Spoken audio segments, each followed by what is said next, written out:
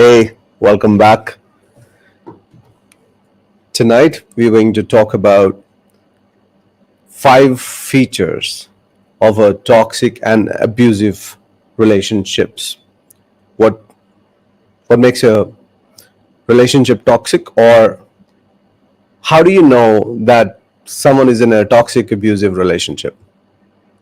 And the reason for this video is because these days one of the things that's happening a lot with me in my clinical psychotherapy practice is that I'm meeting a lot of people, smart people, well meaning people, good hearted people who are, for no fault of theirs, stuck in really toxic and abusive relationships. And the funny thing is, a lot of such people are highly educated, well qualified, they're managing big companies, they're at really nice positions. But when it comes to that one particular relationship, their romantic relationship, they somehow struggle. And not just struggle with the relationship, they struggle in the relationship. And because of the toxicity of the relationship, they pretty much struggle in all other areas of their life. So their business life takes a hit, their health takes a hit, their happiness takes a hit, and they kind of feel stuck and helpless.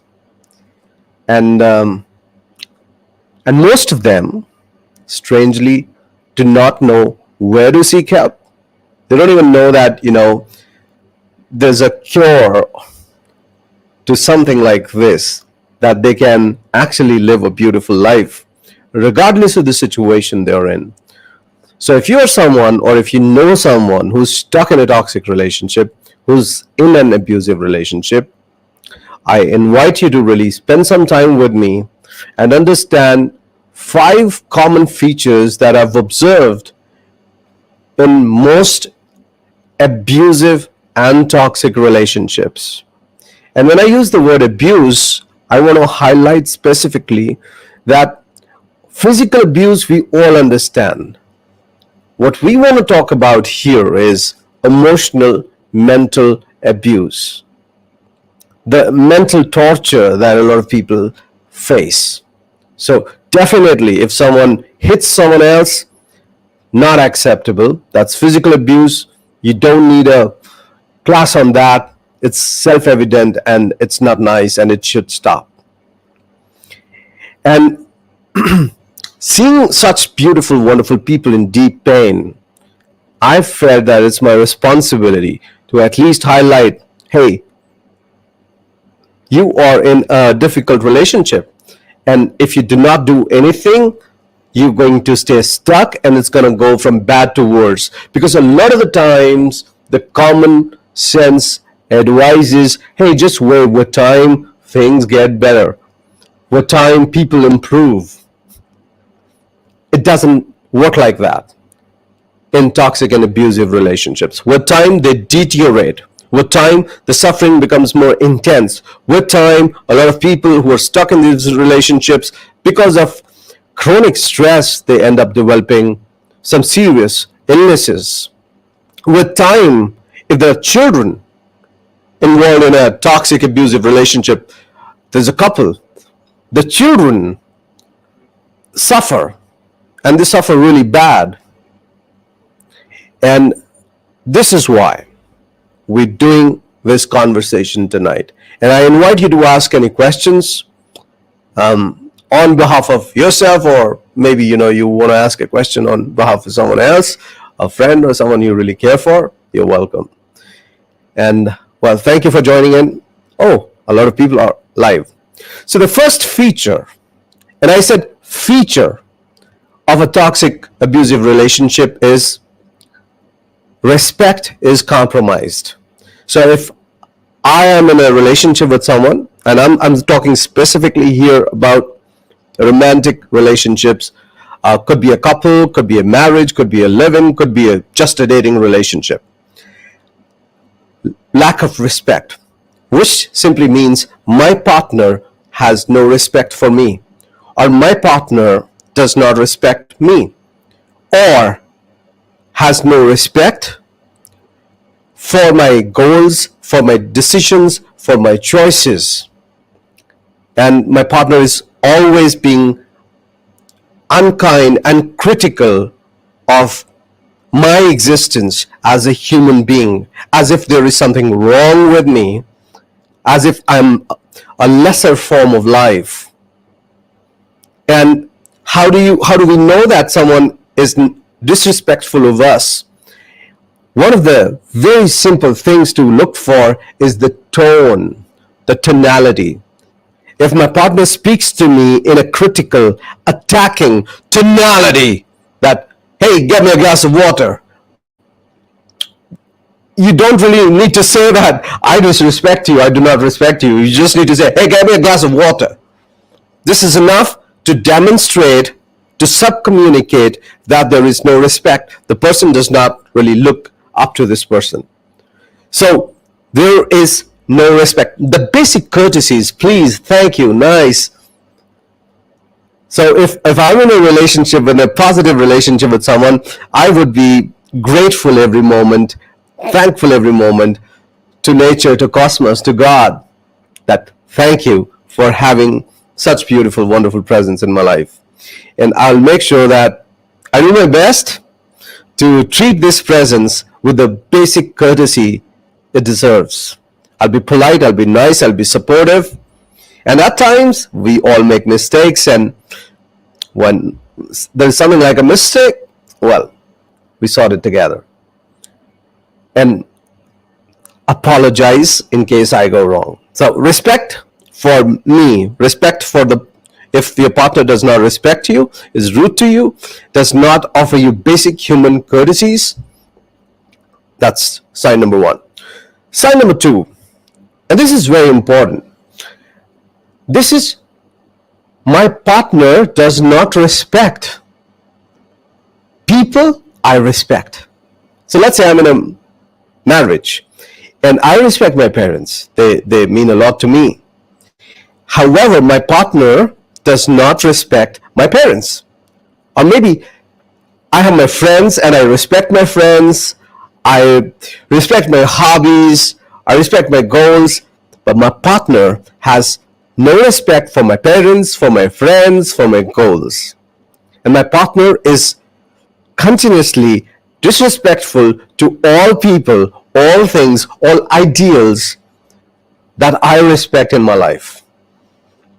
Imagine how difficult such a situation is, that when my partner is not extending basic respect to things I respect.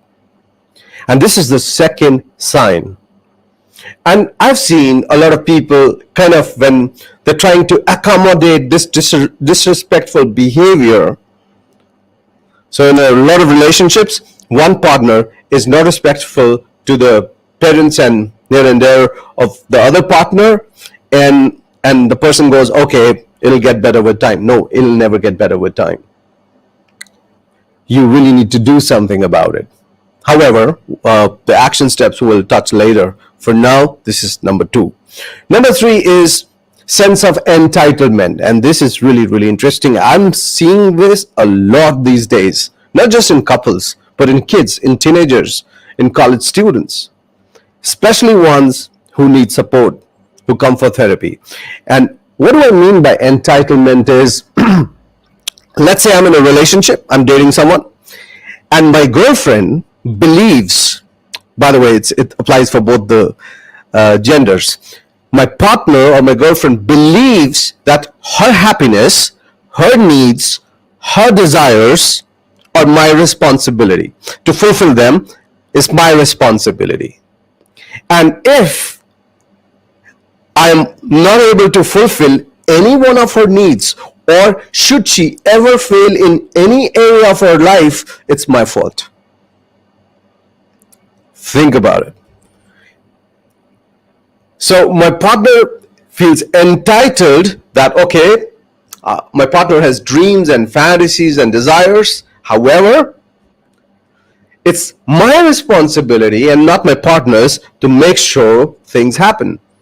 And if they don't, it's my fault. Very, very tricky situation.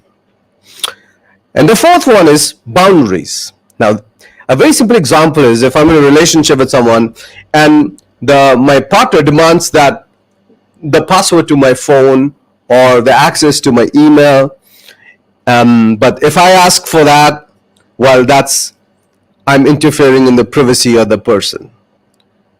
So this is clear that that my partner's boundaries are pious, but then my boundaries mean nothing. So this sense of boundaries, when it's not there in a relationship, it gets toxic and abusive. Another example is, let's say I say that I have to study after 11 o'clock and I'm dating someone, and you can call me anytime between 9 and 11 during the day, but just post 11 I don't want you to call me because I have to study. And somehow my partner feels compelled to call me post 11. And if I refuse to take the call or did not take the call, my partner throws a tantrum. You studies are more important than me. You don't love me. You don't respect me. And so this boundary that you create is never respected, or it's violated time and again. And the fifth critical feature is, I call it bending without ending. It simply means no matter what I do for my partner, so if my partner complains, hey, you don't talk to me enough these days, and I say, all right, I speak to my partner 10 hours a day, every single day, and then let's say one day I'm not well and I'm not able to call. My partner is like, you don't care for me, you don't love me, it's you're mean, you're this, you're that. And my partner has forgotten all the days, all the hours I've put in, and just focusing on what I've not done or where I forgot. And it's also like you move the heavens for your partner, but it's never enough. The moment you make an error, everything is forgotten, all the good deeds are gone, and your partner somehow punishes you for eternity for that small mistake or for that small shortcoming. So these are the five. There are many more. However, these are the five red flags or five features that I see in so many of relationships. A lot of my clients who come to me, and I just keep watching these patterns again and again, and again. Your partner does not respect you, number one, and which means your partner is rude to you, disrespectful to you, and does not offer you basic human courtesies. Number two, your partner does not respect people you respect, your friends, your parents, and things you respect. Maybe your eating choices, the way you want to dress up. Number three, sense of entitlement, that your partner's needs and desires are your responsibility, and if you're not able to fulfill them, it's your fault. Or if your partner fails in life, it's your fault. Your partner is never at fault. Number four is no boundaries. Simply means your partner has strict boundaries, you cannot really cross them, but you have no boundaries. You are like, okay, all access. And finally, no matter what you seem to do for your partner, you shower money, you shower love, you spend all the time, all the hours, you move the world, you fight gods, but your partner says, well, that's not enough. That's okay, you did good, but that's not enough. What's a big deal? You didn't do anything special. Everyone does that. And if you have these things going on in your relationship, I extremely strongly advise you that you need to wake up. If you think these things are going to heal with time, my friend, you're mistaken. They're not. They're going to deteriorate, and they're going to eat your precious life. And you won't even know, and it's all over. It's gone. And it just doesn't, this abuse doesn't stop at you. It's gonna go through you to all the things, all the people you love and care for in your life. For example, if a relationship and my partner is kind of abusive to me and displaying these behaviors, 5 behaviors, the hurt is going to go to my parents, to my closest friends, to my cousins, even to my colleagues at work. So if you're not waking up, of course you're throwing away your life, but you are doing a big, big, big mistake for allowing this hurt to reach out to people who love and care for you. So first thing is, wake up. It's an abuse. It's not okay. You need to stop it. And a lot of the times I've also noticed that when I speak to couples, they go, I am facing this, I'm tolerating this abuse because, okay, we have a kid. I have a daughter. And I don't want to step out of the relationship because I want to make sure that my daughter is taken care of or my son is taken care of. And I just want to tell you, think about it like this. So if I have a daughter and my daughter is watching how I am mistreating my partner, my wife, and she's watching that my wife is tolerating all of it, and we're growing together, what she's going to learn? She's going to learn it's okay to be abused. It's okay if your partner is toxic to you. It's okay if your partner disrespects your parents. And it's okay to tolerate. This is life.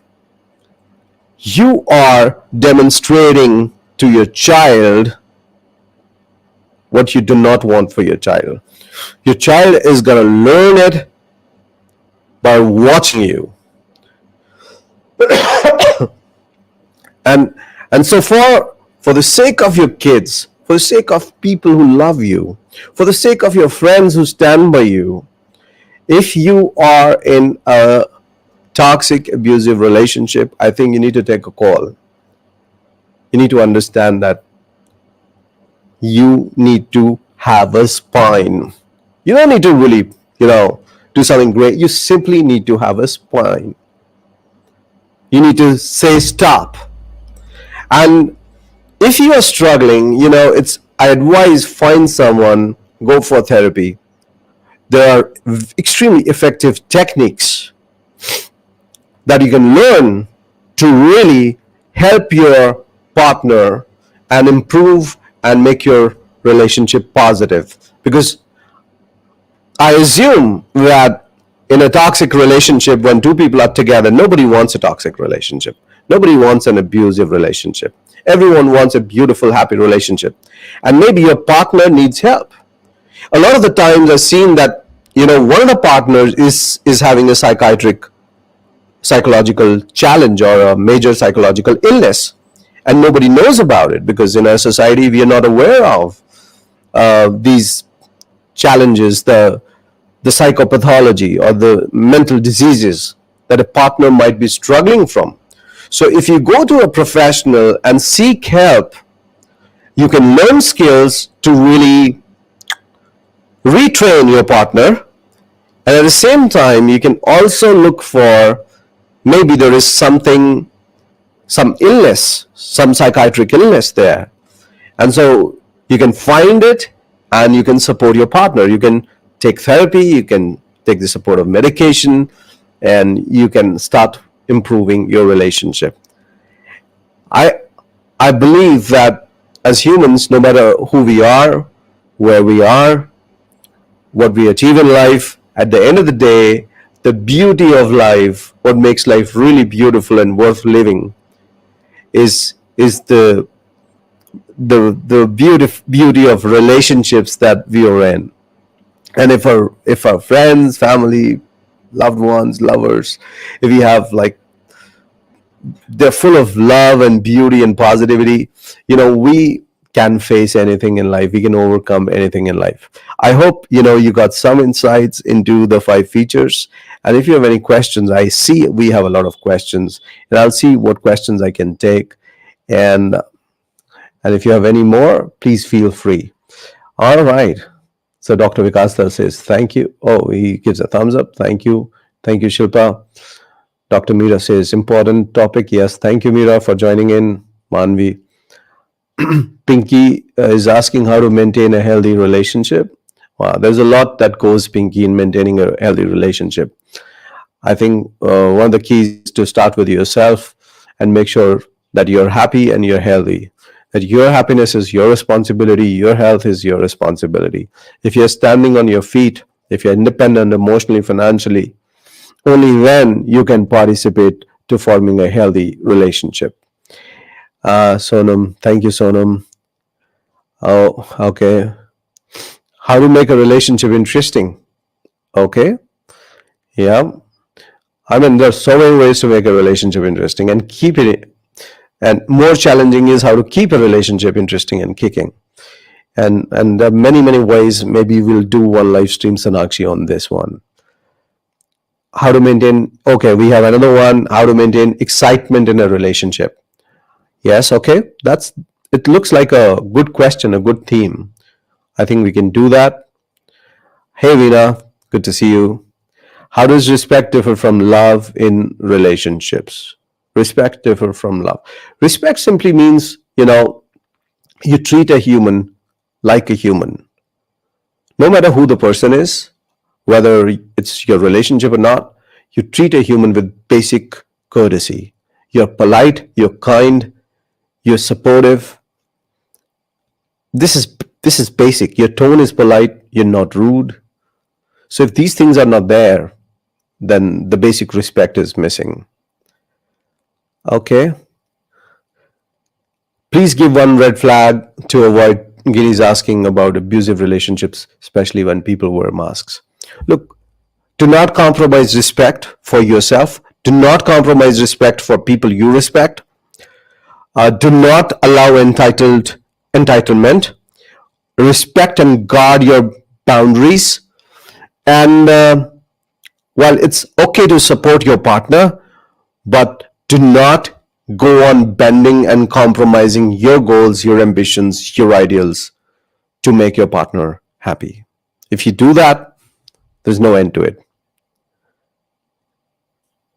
Okay, Yangchin says, thank you so much. Thank you, Yangchin. Mystic School of Health says, thank you for addressing this. Okay. Yes. I'm really excited. Finally, we are back on live, and I hope, Sajan, welcome back. So, Dr. Meera is asking, how do you remove toxicity from an abusive partner? Stronger boundaries, Meera. Stronger boundaries. And not accepting anyone violating your boundaries. That should be the first step. Yeah. And okay. How can we guard Akanksha is asking, how can we guard our boundaries without coming across as disrespectful? I learned it the hard way. You have to be assertive without being rude. So there's something called assertive communication, and we can definitely do one night on this. So how to be assertive without being rude? It's a skill. Anyone can learn it. You can Google it, look for it, or else we'll do one stream on this, assertive communication. Okay. Manvi is asking, in this era, not everyone is in a healthy relationship, but they still live together.